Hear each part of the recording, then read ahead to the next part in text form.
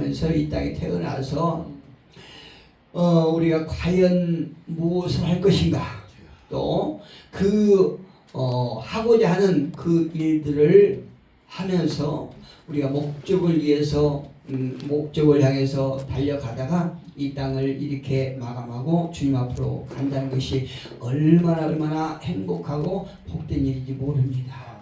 근데 우리가 예수를 믿는다고 해도 많은 사람들이 내가 정말 무엇을 할 것인가, 또 하나님께서 나에게 어떤 일을 하기를 원하시는가, 이걸 깨닫고 그 깨닫는 목적을 향해서 줄기차게 가는 사람들 그렇게 많지 않을 줄로 생각합니다.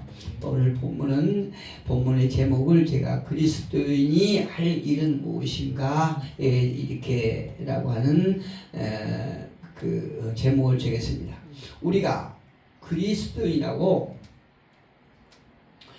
무엇인가 많이 모아서 부자로 사는 것, 또 고위직에 오르는 것, 또 많은 사람들에게 명예를 얻는 것, 이것이 우리가 반드시 해야 될 일은 아닌 것입니다. 성경이 이렇게 말씀하시기를, 물론 우리가 예수 믿는 사람들이 이 땅에서도 어떤 거부가 되는 것, 또 고위직에 오르는 것, 또 우리가 많은 사람들에게 존경을 받고 어떤 부름을 받는 명예직을 얻는 것도 중요하지만, 그럼에도 불구하고 성경에서 우리에게 가르침은, 말하고자 하신 것은 우리의 허물과 죄로 죽었던 모든 사람이 하나님의 은혜로 주님을 만나서 나는 누구인가를 깨닫고, 또 내가 왜 무엇 때문에 여기 있고, 또 내가 이곳에서 할 일은 무엇인가를 깨닫고 그 목적을 알고 그 목적을 향해서 전진하는 것, 이것이야말로 하나님으로부터 칭찬받고 우리 그리스도인들이 반드시 해야 될 일 아닌가 이렇게 생각합니다. 그런데 이 같은 물음에 대해서도 어떤 것도 성경보다는 더 앞서거나 위에 있지 않다는 것을 우리가 명심하셔야 됩니다. 오늘 성경을 통해서 그 물음에 대한 해답을 잠깐 찾아보기로 하면 요한복음 1장 1절에 이렇게 말씀하십니다. 태초에 말씀이 계시니라. 이 말씀은 하나님과 함께 계셨으니 이 말씀은 하나님이시라. 하나님이 말씀이고 말씀이 하나님이시라는 것입니다. 또 4절에 보니까 그 안에, 말씀 안에 생명이 있었고 그 생명은 사람의 빛이라, 이렇게 말씀하세요. 이 말씀에는 대단히 아주 귀한 중요한 의미가 있죠. 이 말씀이 우리를 살리게 하신다는 거죠. 하나님이 우리를 살리게 하신다는 거죠. 세상에 어떤 고위직도, 아무리 많은 재물도, 어떤 명예도 우리를 살리는 것이 아니고 하나님의 말씀이 우리의 생명이라고 말씀하세요. 말씀이 우리를 살리게 하는 것이고 또 그 말씀이 우리를 살리게 하는 생명의 빛이라, 이렇게 말씀하세요.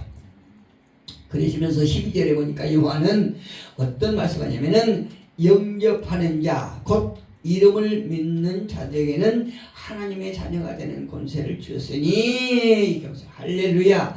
이 세상에 어떤 복도 영접하는 것, 그러니까 하나님의 아들을 보내는 그분을 믿고, 하나님을 믿고 또 그분이 보낸 그 자를 믿고 영접하는 자는 하나님의 자녀가 되는 권세를 주셨다, 이렇게 말씀하세요.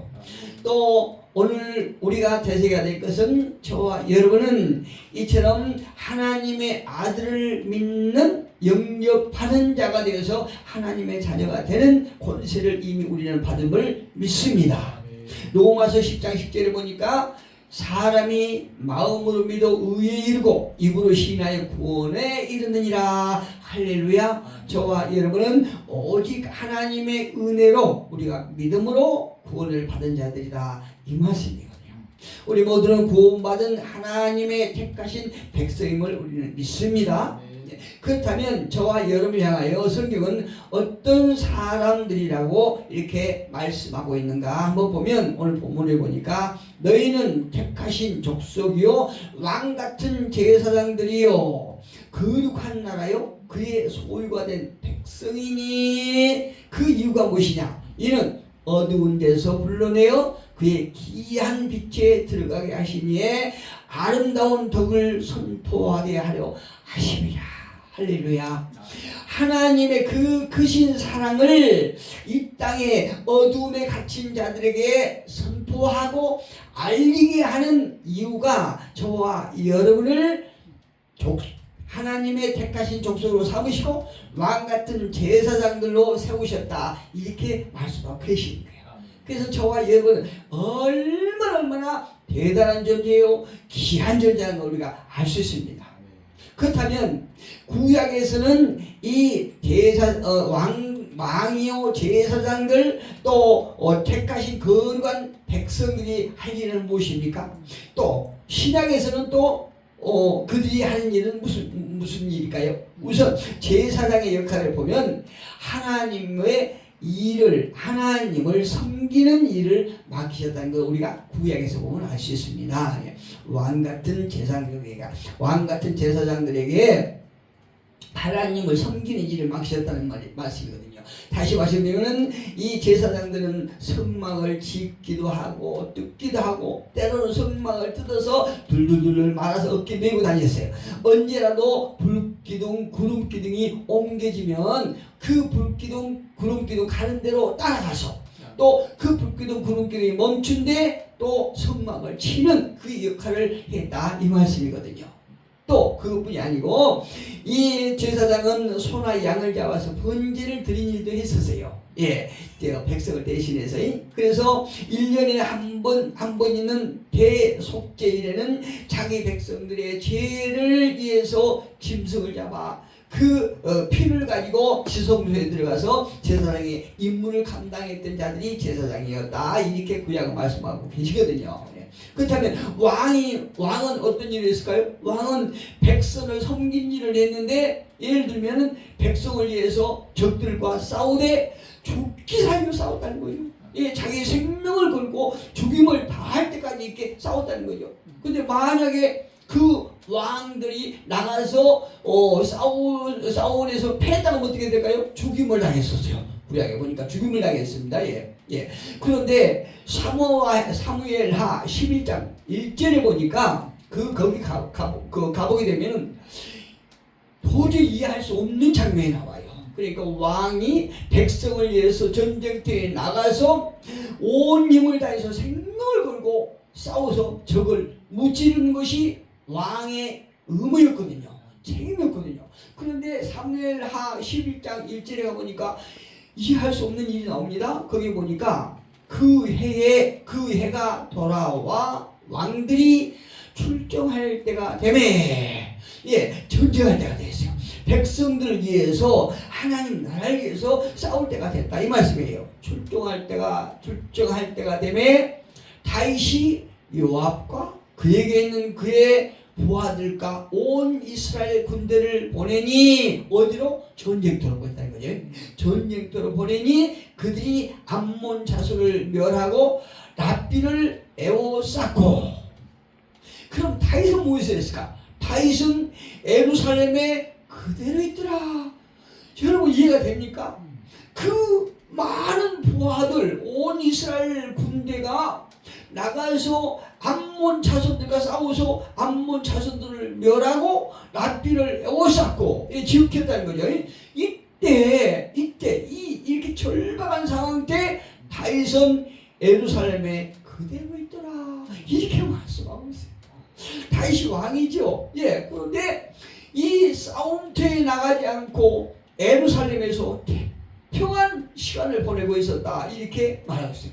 그런데 결과적으로 말씀드리면 다윗이 죄를 범하게 된 동기가 바로 여기 있어요.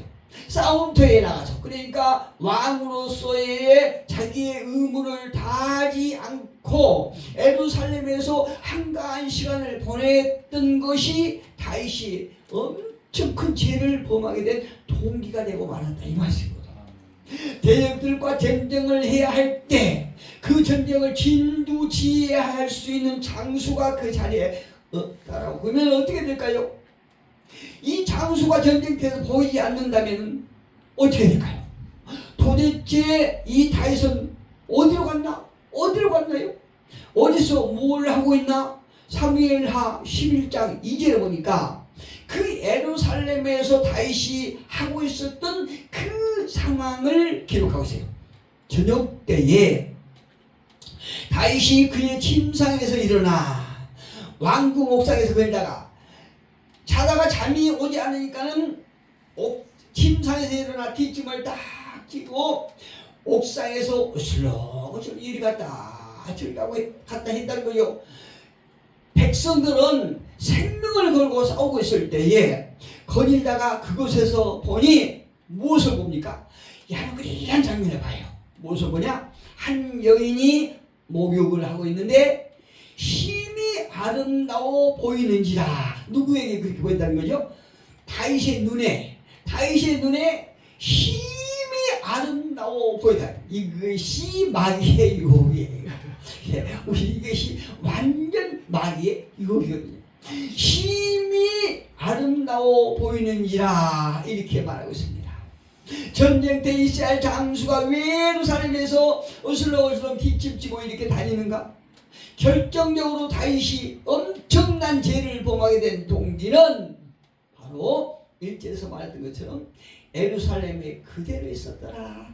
그대로 있었기 때문에 왕으로서는 자기의 의무를 다 감당하지 못하고 사명을 다 감당하지 못하고 자기가 있어야 될 것, 자기가 해야 될 것을 망각했을 때에 죄를 범하게 되었다라는 것을 우리에게 보여주고 있습니다. 하나님의 사람이 사단에게 가장 노출이 잘 될 때는 언제라고 생각하십니까? 하나님과 관계가 소원해졌을 때에. 그래서 우리는 이렇게 공식적인 하나님과 약속한 날에 우리가 공식적으로 이렇게 믿음의 사람들이 이렇게 어떤 그 공간적인 이곳에서 하나님과 교제를 하고 관계를 나누고 있지만 반드시 이곳에서만 아니라 우리가 삶 속에서 늘 하나님과 영으로 관계하는 그 시간을 놓치지 말아야 된다는 거죠. 늘 우리는 할 일을 하지 않을 때 죄의 동기가 된다. 죄를 범하게 되는 동기가 된다. 이것을 말씀해 주고 있는 것입니다. 제가 제 자랑을 조금 하면요. 제가 집사 때는 참 주위에서 순수하다고 이렇게 말들을 많이 했어요. 그리고 믿음이 좋다고 얘기를 했거든요. 그런데 그렇게 남들이 평했을 때 좋다고 했던 천집사가 어느 날 이 다윗이 죄를 범하게 된 동기가 세상 것에 꽉 눌리는 거예요. 제가 세상 것에 꽉 눌려서 하나님과의 어떤 관계를 소홀할 때 내가 나에게 주신 그 사명을 감당하지 않았을 때에 죄의 올무에 딱 낀 것을 지금 느끼는 거예요. 우리가 이럴 때 우리가 하나님과의 관계가 소홀해지면 자동적으로 영적인 눈이 감기게 돼 있어요. 우리가 어디를 보고 있느냐에 따라서 내 영적인 눈이 어두워질 수 있고 밝아질 수 있고 그러거든요. 그런데 우리가 하나님과의 관계가 소원해지고 할 일을 하지 않을 때에 우리는 영적인 눈이 감기는 반면에 육적인 눈은 밝아지는 것이에요. 이 다윗이 전쟁터에 나가서 백성을 위해서 죽기 살기로 싸우고 부하들을 진두지휘했다라고 그러면 하나님과의 관계가 온화해서 영적인 눈이 굉장히 밝았겠죠. 그런데 본인이 다윗이 할 일을 하지 못하고 있어야 될 곳에 있지 않을 때에 영적인 눈은 감기고 육적인 눈이 확 뜨여서 그 한 여인이 목욕하고 있는 장면을 보니까 그보다도 더 아름다운 장면이 어디가 있겠습니까? 이처럼 육적인 눈이 굉장히 밝아진 것이에요. 그래서 창세기의 3장 5절이 이렇게 말씀하십니다. 너희가 그것을 먹는 날에는 선악과요 먹는 날에는 너희 눈이 밝아져 하나님과 같이 되어 선악을 알 줄을 하나님은 아심이라. 너희가 타락하게 될 걸 하나님은 미리 알고 계신 거예요. 당신이 만드신 그 작품들이 얼마나 연약하고 죄에 취하다는 걸 알고 계시기 때문에 너희는 이것나 그거는 먹지 마라 이렇게 딱 제한 두셨거든요. 그런데 그 악한 사단의 유혹 한마디에 그가 욕심으로 교만으로 하나님께서 하지 말란 걸 범함으로 말미암아 하나님을 바라보는 영적인 눈은 감기고 그 선악을 볼 때 보암직도 하고 먹음직도 하는 그 눈이 확 밝아졌다는 것을 창세기에서 모세는 적고 있습니다. 그런데 오늘날에 와서 베드로 사도는 어떤 경고를 하느냐. 그래서 근신하라 깨어라 너희 대적 마귀가 우는 사자와 같이 두루 찾아다니며 산길자를 찾는다. 우리 집 강아지를 하나 키우는데요. 이 강아지가 배가 고프군요. 저는 침대에서 자고 있는데 옆에 와서 막 저를 긁어요. 그냥 억세게 긁어요. 예, 그 발톱이 굉장히 억세인데 제가 아프든 말든 팔뚝에 보면 막 상처가 있거든요. 그 강아지가 긁어서 그래요. 왜 그러냐면 빨리 일어나서 밥 달라는 거예요. 자기 배고프니까 밥 달라는 거예요. 그 조그마한 강아지가 배고파서 막 그렇게 잠자는 주인을 막 핥힐 정도면 이 사자 마귀들은 그 하나님의 백성들을 얼마나 신중하게 이렇게 고르고 있겠습니까? 가장 약한 자를 그냥 공격하는 거예요. 사단이요. 그래서 사도 베드로가 근신하라고 깨어있으라고 경고하고 있는 것입니다. 우는 사자같이 배가 고파서 우는 사자같이 다녀다니기 때문에 너희는 깨어있으라 근신하라 이렇게 말씀하고 있는 거죠. 그러면서 너희 믿음을 굳게 하여 그를 대적하라. 우리가 믿음이 약해질수록 세상이 아름답게 보이고 좋게 보이고 그래서 넘어가게 됩니다. 그래서 우리의 믿음을 굳건하게 해서 마귀를 대적하라고 말씀하고 있습니다. 오늘 본문으로 들어갑시다. 너희는 택하신 족속이요 왕같은 제사장들이요 거룩한 나라요 그의 소유를 받은 백성이니 이렇게 말하고 있거든요. 오늘날 교회에는 제사장으로 부름 받은 사람도 있고 또 왕으로 부름을 받은 사람도 있고 또 왕과 제사장으로 사명을 받은 사람이 있고 그래요. 에베소서 4장 11절에서 사도 바울이 그러지 않습니까? 어떤 사람은 사도로, 어떤 사람은 선지자로, 어떤 사람은 복음 전도자로, 어떤 사람은 목사와 교사로 삼으셨다. 이렇게 사도 바울이 얘기하고 있지 않습니까? 우리가 교회에서 어떤 사람들은 왕 같은 제사장, 강력한 그 싸움의 영적 파워가 있는 사람도 있는가 하면 어떤 사람들은 제사장들처럼 늘 위로하고 격려하고 이렇게 세임을 주고 하는 제사장 역할을 하는 사람들도 있고 그렇지 않습니까?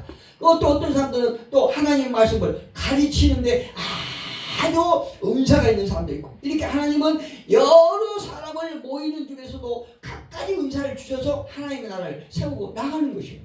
그렇다면 신약시대 제사장들이 해야 할 일은 어떤 일을 해야 될까요? 어떤 일을 맡겼을까요? 오늘날 신앙에서 제사장이 해야 될 일은 바로 하나님의 말씀을 통해서 비전을 받아서 그 비전을 백성들에게 전하는 거예요. 많은 성도들에게 이 땅에서 우리가 해야 될 일, 살아갈 일이 어떤 것인가 하는 것을 가르쳐야 된다 이 말이에요. 하나님의 말씀을 전해야 된다. 여러분 잘 아시는 것처럼 비전이라고 하는 것은 무엇입니까? 이 땅에서 어떻게 살 것인가 하는 것이 아니고 그리스도인이라면 무엇이 될 것인가 하는 것이 아니고 어떻게 살아야 할 것인가에 우리는 초점을 맞춰야 되는 것입니다. 특히 그리스도인이라고 한다면 고의지가 오르는 것이 아니라 그곳에서 내가 무엇을 할 것인가.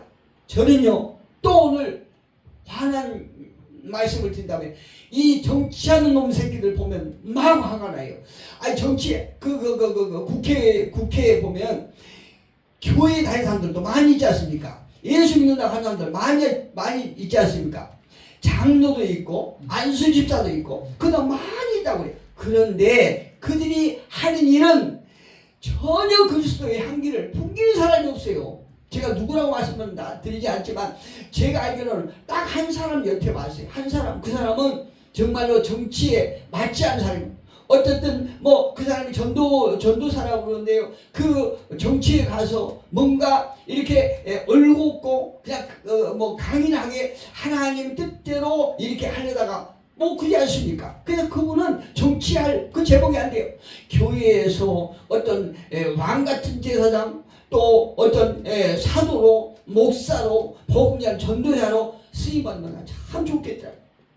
이 교회에서는요 그 높은 자리에 있으면서도 전혀 자신들의 할 일을 알지 못하는 그런 정치인들이 수두룩 있다 이것이요.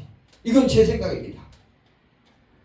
우리가 무엇을 할 것인가 또 어떤 삶을 살면서 하나님 나라를 확장할 것인가 이것이 대단히 중요한 것입니다. 이것이 제사장으로서 살아야 할 합당한 모습인 것이에요. 마태복음 5장 14절에 보면 너희는 소금이다 말씀하세요. 너희는 세상의 빛이라 이렇게 말씀하지 않습니까? 16절에 보니까 너희 빛이 사람들 앞에 비치게 하라. 세상에서요 예수를 믿고 세상에 빛을 발하는 사람들도 국회에 들어가면은 다 타락하는 다 변질돼 갖고 엉뚱한 짓을 하고 자기 밥그릇 싸움이나 하고 이거 막 백성들을 어떻게 하든지 온전한 길로 인도하는 것이 아니고 거기 가서 자신들의 어떤 뭡니까 밥그릇 싸움 권력 유지하기 위해서 그렇게 타락하고 변질된 자들이 국회에 다 있다는 것이에요. 제가 보기에는 그래요. 너희 빛이 사람들 앞에 비치게 하라. 그들이 너희 착한 행실을 보고 그래서 저는요 제가 너무나 이게 어떤 잘못생각이 몰라도 국회의원들이 저 사람들 장로라고 그러는데 저 사람은 집사라고 그러는데 나는 집사도 보기 싫어요. 장로도 보기 싫어요. 예, 어떤 사람들은 목사지만 너무나 그 어떤 정치에 깊이 관여하고 막 이러다 보니까 어디 뉴스에 보니까 그 사람은 성직자가 아니다 이렇게 악평하는 사람들도 있더라고요. 너희 빛이 사람들 앞에 비치게 하라. 그들이 너희 착한 행실을 보고 하늘에 계신 너희 아버지께 영광을 돌리게 하라. 이렇게 말씀. 할렐루야. 오늘 본문에도 보니까 이는 너희를 어두운 데서 불러내어 그의 기이한 빛에 들어가게 하시니 아름다운 덕을 선포하게 하시리라. 하나님께서 우리를 이 세상을 사랑하셔서 그의 아들을 보내시고 그 아들을 죽게 하시고 또 그들이 그 아들의 삶을 이 땅에 나타나게 하시고 죽게 하시고 부활하신 것을 알게 하는 거예요. 그 속에 하나님의 사랑이 있다는 것을 우리가 깨닫고 그 사랑을 전하는 것입니다. 어떻게 해요? 하나님의 말씀으로 어떻게 해요? 내 삶을 통해서 내 삶의 모습을 통해서 알리라고 그렇게 말씀하죠. 그럼 왕의 사역은 어떤 걸까요? 왕의 사역은요 왕 같은 제사장을 맡은 저와 여러분에게 매우 중요한 말씀을 주신 것이 있습니다. 너희도 베드로전서 2장 5절에 보니까 너희도 산돌같이 신령한 집으로 세워지고 예수 그리스도로 말미암아 하나님이 기쁘게 받으실 신령한 제사를 드려 거룩한 제사장이 될지라. 할렐루야. 굉장히 중요한 말씀이에요. 이제는 우리 모두가 할 일은 무엇이냐? 양을 잡고 성막을 짓고 또 거두는 일이 아니라 하나님 앞에 신령한 제사를 드리라는 것이죠. 영과 진리로 예배를 드리라는 얘기입니다. 예, 중요한 말씀이요.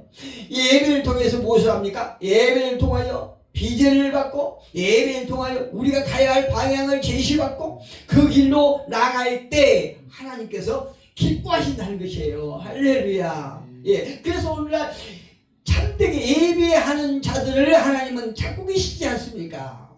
그 예배를 통해서 우리가 깨닫고 또 방향을 제시받고 그 방향을 나가서 소금의 역할을 하고 빛의 역할을 감당하라는 이 말씀이요.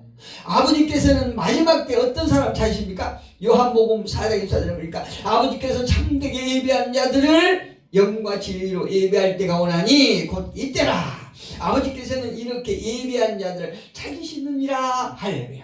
사도 바울도 말하기를 로마서 12장 1절에서 형제들아 내가 하나님의 모든 자비하심으로 너희를 권하노니 너희 몸을 하나님 기뻐하시는 거룩한 산제사 드리라. 예, 우리 몸을 산제사 드리라는 거죠. 무슨 말씀이에요? 우리의 삶 속의 모든 생활을 하나님 앞에 드리라는 것이요. 그 말씀 무슨 내 삶의 모습이 하나님께서 받으실 만한 예배가 되라는 얘기입니다. 아니 귀한 말씀이요. 우리 모두가 드릴 영적 예배를 드리기 위해서는 어떻게 해야 될까요?